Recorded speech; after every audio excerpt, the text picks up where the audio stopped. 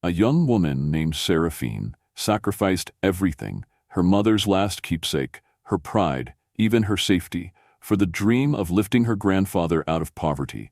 But after betrayal, humiliation, and nearly being destroyed by those she served, a single melody she played from her heart changed her fate forever. Who was the mysterious man in the tuxedo who wept when he heard her music?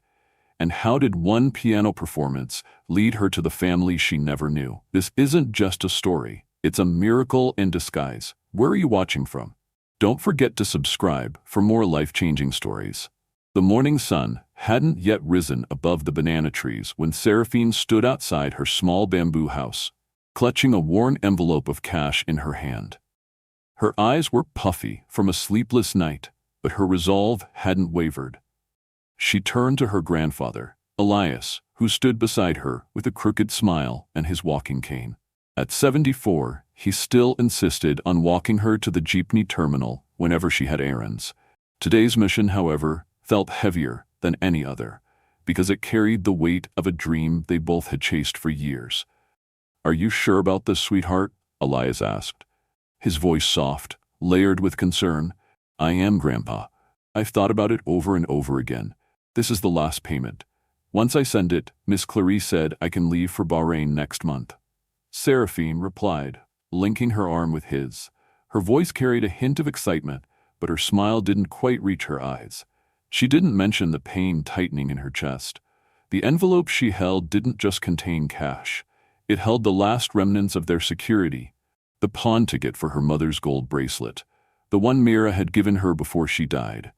Seraphine had debated for weeks before finally handing it over to the pawnshop. The bracelet had been passed down from grandmother to mother, and now she had sacrificed it in the name of escape.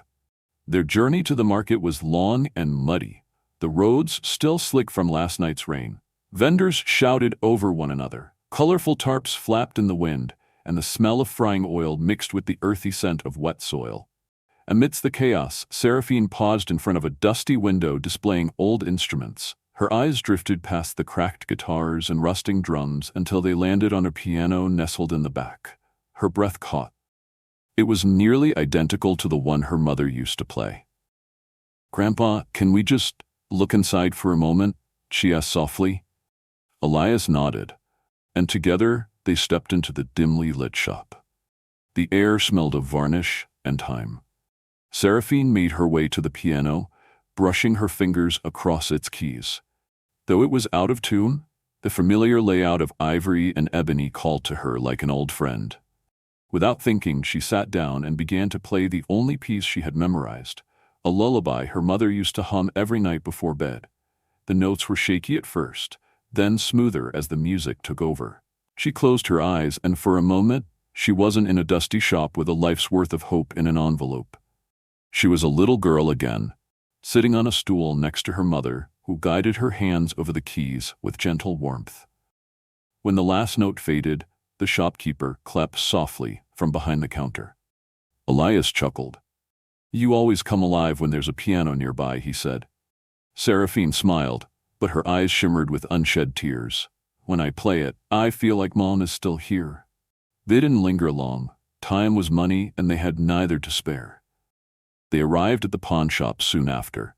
The clerk took the ticket, examined the bracelet, and counted the bills with practiced disinterest. The payout was more than Seraphine had expected, enough to fill the gap in Clarice's demand. As she tucked the cash away, Elias asked again, "You really think this is the path, Sarah?" "It has to be," she said, her voice firmer this time. "Once I'm there, everything changes. I'll send you money every month. We'll finally fix the roof, get you new dentures, maybe even a little garden fence." Back home, Seraphine sat beside Elias on the bamboo bench, holding the envelope to her chest like a promise. "Do you think Mom would be disappointed?" she asked in a whisper. Elias looked at her with those wise, tired eyes. "No, darling. She'd be proud. Sometimes, to move forward, you have to let go of what you love most." And with that, Seraphine stared off into the fading sky, unaware that the dream she was chasing had already begun to slip from her grasp. The city greeted Seraphine with noise, concrete, and chaos. It was nothing like the quiet roads and green fields of her village. From the moment she stepped off the bus with her godmother Giselle, the air felt heavier, faster, like everything was sprinting, and she was still learning how to walk. Towering buildings loomed on either side of the boulevard, their windows glinting like eyes, and the streets pulsed with honking cars, flashing billboards, and strangers rushing past with urgent faces. Seraphine clutched her worn duffel bag tighter and stayed close to Giselle as they hailed a cab. The Monroe estate was hidden behind a high wrought iron gate and a line of tall hedges. The house itself looked more like a small palace than a home. White stone walls, a wide circular driveway, and a fountain in the center. Seraphine's breath caught when she stepped through the front doors. The air was cool, scented with lavender. Soft beige couches lined the living room, and a massive crystal chandelier glowed above them. Paintings, some abstract, some portraits, covered the walls, and everything sparkled like a museum. Giselle led her to the middle of the room and motioned for her to sit. "Wait here," she said. "I'll call the madam and sir." Moments later, footsteps clicked against the marble floor. Seraphine stood as a woman in a white dress entered, followed by a man in slacks and a navy blue polo. The woman, Cassandra Monroe, had sleek hair tied back into a bun and sharp eyes that scanned Seraphine from head to toe like she was inspecting a piece of furniture. The man, Damien Monroe, had a more relaxed look. His smile seemed kind at first, but there was something in his eyes that made Seraphine uneasy. "Is this the girl you mentioned?" Cassandra asked Giselle. "Yes, ma'am, this is Seraphine. She's hard-working, polite, and trustworthy." Cassandra stepped closer. "How old are you?" 23, ma'am." "Do you cook, clean, wash and press clothes?" "Yes, ma'am. I've been doing all those since I was a child." "I don't like lazy people," Cassandra said bluntly. "I don't want to see you lying around or waiting to be told what to do. And I especially don't like maids who flirt. You understand?" "Yes, ma'am. I'm only here to work." Damien chuckled lightly. "She seems sweet enough. Let's give her a try." Cassandra gave a curt nod. "But if I see anything suspicious, anything, I'll have you out that same day." "Yes, ma'am. Thank you." That night, Seraphine unpacked her few belongings in the small maid's quarters. The bed was clean, the sheets fresh, and Giselle had even set out a towel and some toiletries. Still, sleep came slowly. Her mind replayed Cassandra's warning and Damien's eyes, the way they lingered just a second too long. In the weeks that followed, Seraphine adjusted to the rhythm of her new life. She rose before dawn, sweeping the front steps, washing vegetables for breakfast, folding clothes with silent precision. Giselle handled the cooking, and Seraphine took care of most of the cleaning.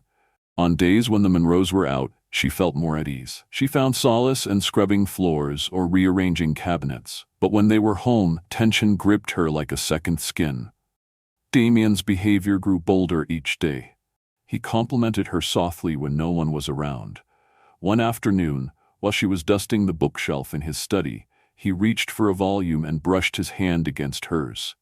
The touch lingered longer than it should have. "You're too pretty for housework," he murmured. Seraphine pulled her hand back and stepped away, forcing a smile. "I should finish cleaning the upstairs bedrooms." Later that evening, Cassandra cornered her in the hallway. "Just a reminder," she said, voice low and biting. "I'm watching you." Seraphine nodded, heart pounding. She wanted to scream, to explain that she was being careful, that she'd done nothing wrong. But her voice caught in her throat. Back in the maid's room, she confided in Giselle. "I don't like the way Sir looks at me. It makes me feel unsafe." Giselle frowned. "Just stay busy. Don't be alone with him. I'll help keep you safe. I promise." Seraphine nodded. But the weight in her chest didn't lift. The city hadn't brought the freedom she'd imagined. Instead, it had placed her in a golden cage, polished on the outside, but tightening around her, one quiet moment at a time. The rain hadn't yet stopped when Seraphine got the call. Her hands were submerged in soapy water, scrubbing a casserole dish, when her phone buzzed from the corner of the kitchen. She wiped her hands quickly on her apron and answered. On the other end, it was Mr. Navarro, a kind neighbor from back home. His voice trembled with urgency. "Seraphine, it's your grandfather. He collapsed this morning. We rushed him to St. Lucia Medical. It looks serious." The words slammed into her like a gust of wind. "What happened?" she choked out, her voice barely audible. "They think it's a mild stroke. He's stable, but he needs to stay for observation. The problem is, they took him to a private hospital. The bill is piling up fast. How much do they need? She whispered. At least 25,000 pesos just to release him. Seraphine stared blankly at the marble countertop. That kind of money was impossible. Her chest tightened. She thanked Mr. Navarro, promised to call back, and ended the call with shaking fingers. For several seconds, she stood there, paralyzed by fear and guilt. Her heart screamed to be home beside her grandfather, to be there holding his hand. But she was stuck in this foreign, cold house with no one to turn to. That evening, she swallowed her pride and approached Cassandra, who was lounging in the living room with a glass of red wine. "Ma'am," she began, "I'm sorry to disturb you. I was wondering if it might be possible to ask for a salary advance. My grandfather's in the hospital, and they need payment soon." Cassandra didn't even look up. "How much are we talking?" 25,000 pesos, ma'am. I promise I'll work hard to pay it back." Cassandra scoffed. "I don't do advances anymore. The last girl ran off after I lent her money. I'm not that gullible." "I'm not like the others," Seraphine pleaded, her voice cracking. "I would never run away. Please." "Enough," Cassandra said flatly, turning up the volume on the television. "You'll get paid on schedule like everyone else. Now get back to work." Seraphine turned and walked away slowly, the tears already stinging her eyes. She returned to the kitchen, where Giselle noticed her expression and pulled her aside. "She refused, didn't she?" Seraphine nodded. "I don't know what to do anymore." Giselle gently rubbed her back. "We'll figure something out. God is watching. Just hold on." Later that night, Seraphine was returning from the bathroom when she found herself face to face with Damien in the hallway. He smiled faintly, blocking her path. "I overheard your little conversation with my wife," he said. "You need 25,000 pesos?" She hesitated. "Yes, but—" "I can help you," he interrupted. "No strings attached. Consider it a gift." Her body tensed. "Why would you do that?" "Mainly because I feel guilty about how things have been between us. I want to make it up to you." She stepped back. "Thank you, sir, but I can't accept it." "Just think about it," Damien said smoothly. "I'll leave the money in the top drawer of our bedroom. You don't even have to see me. Take it or leave it." Seraphine barely slept that night. The storm outside echoed the one raging in her heart. She thought of Elias, alone in a sterile hospital room. She thought of the bracelet she'd pawned, of all the sacrifices that had already been made. When dawn broke, she made her decision. After breakfast, while Cassandra and Damien left for a resort trip, Seraphine quietly climbed the stairs to their bedroom. Her fingers trembled as she opened the drawer. Inside was a white envelope, thick, sealed, heavy. She opened it and counted the money. Exactly 25,000 pesos. With a pounding heart, she slipped the envelope into her apron and returned to the kitchen. Minutes later, she told Giselle she needed to step out. "Only a few minutes," she said, trying to sound casual. At the remittance center, she handed the money to the teller, with her grandfather's name and address. Her fingers hovered over the form before she finally scribbled her signature. When she stepped outside, the rain had stopped. Sunlight broke through the clouds. Seraphine dialed Elias's number and held the phone close. "Grandpa," she said as soon as he answered, "I sent the money. You'll be okay, I promise." The morning after the money transfer, Seraphine was sweeping the living room when the sound of tires crunching gravel signaled the Monroes' return. She and Giselle hurried to the driveway to help carry luggage. Cassandra barely acknowledged them as she walked inside, sunglasses still perched on her nose. Damien followed, casually whistling. Everything felt deceptively normal, until minutes later, a shrill voice shattered the calm. "Giselle, Seraphine, get in here, now." The two maids exchanged a startled glance before rushing to the master bedroom. Cassandra stood near the bed, her phone in hand, her face twisted with rage. Damien stood behind her, arms folded, quiet but watching. "There was 30,000 pesos in this drawer," Cassandra snapped, pointing. "Now it's gone. One of you stole it." Seraphine froze, her knees weakening. Giselle gasped. "Ma'am, I've worked for you for 5 years. I'd never take anything." "Don't give me that. I trusted you both and now I'm being robbed blind." Cassandra's fingers flew across her phone screen. "You know what? I don't even need your confessions. We have cameras in here. I'll just check the footage." That's when Seraphine noticed it. Mounted near the ceiling, barely visible, a small surveillance camera.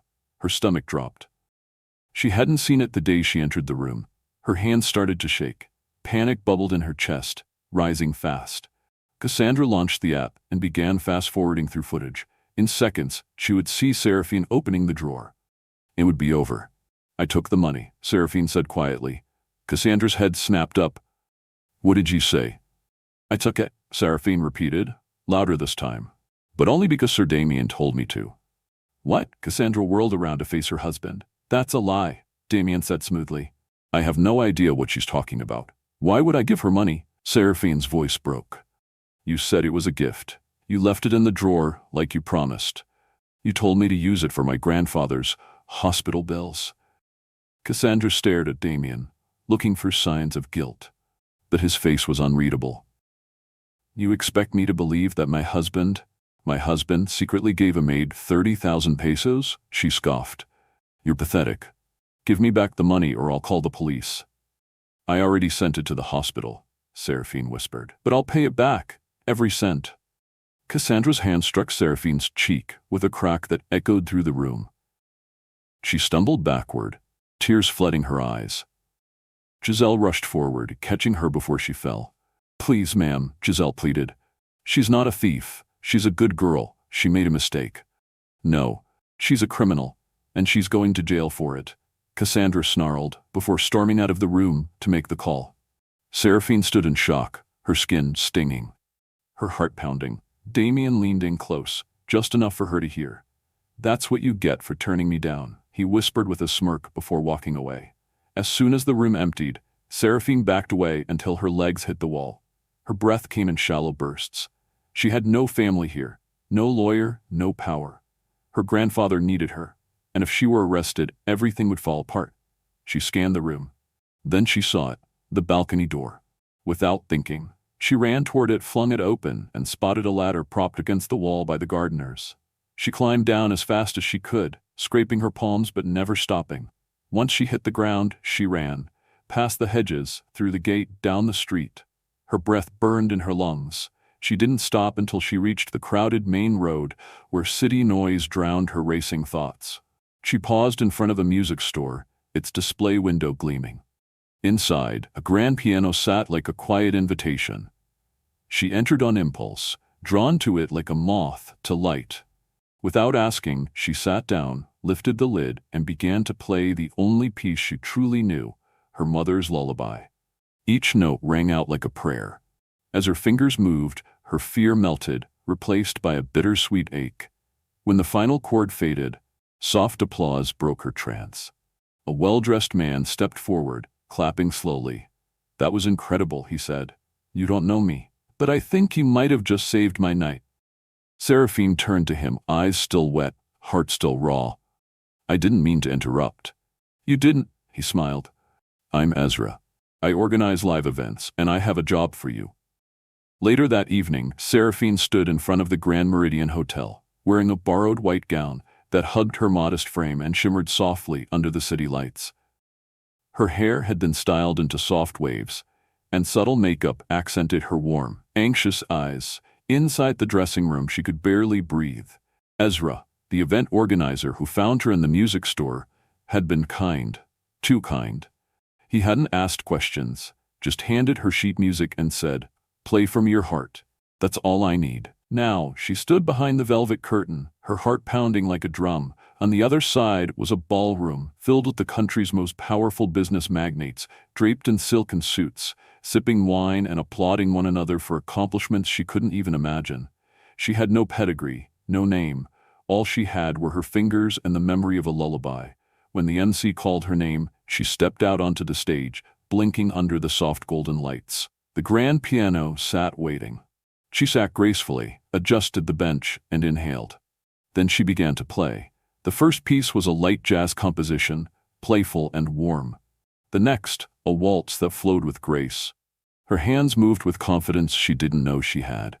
One by one, the pieces unfolded. To her surprise, the room grew quieter. Heads turned. Conversations paused. All eyes turned toward her. Applause followed each finish, but the best came last. At the end of her set, Seraphine looked up, heart hammering. She leaned toward the mic. Before I go, I'd like to play one more song. It's the only piece I ever memorized fully. My mother used to play it every night when I was a little girl. She's not with me anymore, but this is for her." She began to play the lullaby. Her fingers trembled at first, but the music flowed like a whisper from the past. Each note carried the weight of everything: her mother's absence, her grandfather's love, the betrayal, the humiliation, the hope she still clung to. She played with her whole soul. And when it ended, the silence before the applause was the loudest sound she had ever heard. Then came the clapping, thunderous, rising, echoing off the chandeliered ceilings. Backstage, while removing her earrings, the door creaked open. Ezra stepped in, accompanied by a tall man in a sleek black tuxedo and wire-rimmed glasses. His salt and pepper hair framed a kind but weary face. "Seraphine," Ezra said, "this is Mr. Roland Levant. He's the CEO of Levant Holdings. He wanted to meet you." Seraphine stood, brushing her hands on her dress. "Good evening, sir." Roland looked at her like he had seen a ghost. "The last piece you played, where did you learn it?" His voice cracked. "My mother taught me," she said softly. "Her name was Mira." Roland's expression shattered. He stepped closer, his eyes glistening. "Mira? Mira Santiago?" Seraphine's lips parted in shock. "Yes, that was her name." "How do you know her?" He exhaled deeply. "Because I loved her, a long time ago. We were torn apart, and she was pregnant when she left. I never knew what happened. I searched for years. That lullaby, she composed it. Only she and our child would know it." Seraphine stared at him, frozen. "You think I'm your daughter?" "I don't think," he said, voice trembling. "I know." Tears flooded her eyes as the room tilted. Everything suddenly made sense: the piano, the lullaby, the way fate had led her here.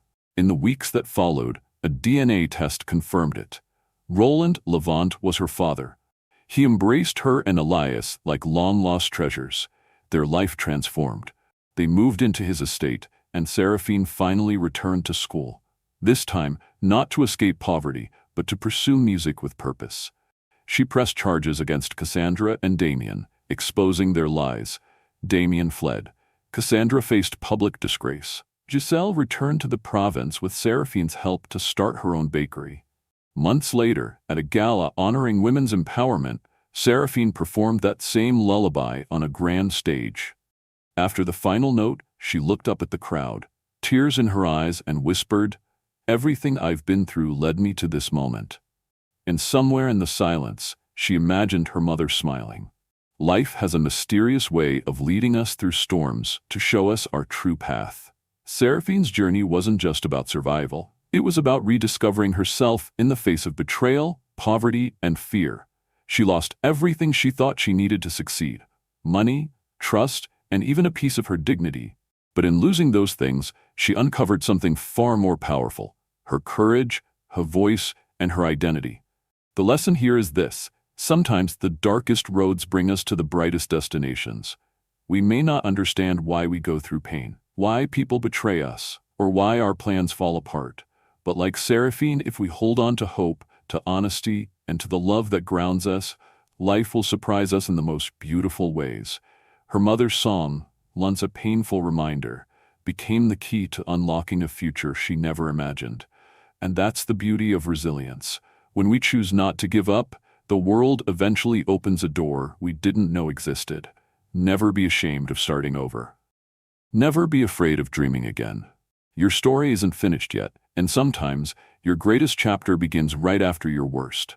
Where are you watching from today? Let us know in the comments. We love seeing our global family. And if Seraphine's story touched your heart, don't forget to subscribe for more inspiring stories just like this one. Thank you for watching, and remember, hope always finds a way. Life has a mysterious way of leading us through storms to show us our true path. Seraphine's journey wasn't just about survival.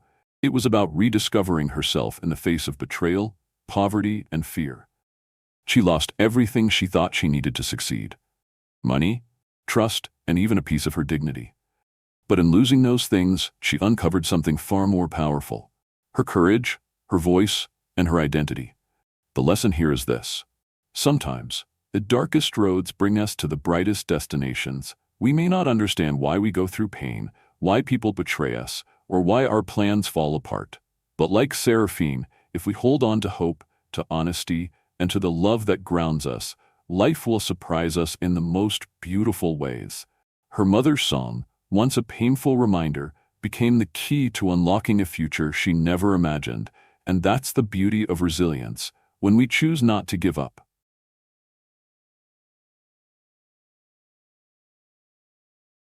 The world eventually opens a door we didn't know existed. Never be ashamed of starting over. Never be afraid of dreaming again. Your story isn't finished yet. And sometimes, your greatest chapter begins right after your worst. Where are you watching from today? Let us know in the comments. We love seeing our global family. And if Seraphine's story touched your heart, don't forget to subscribe for more inspiring stories just like this one. Thank you for watching. And remember, hope always finds a way.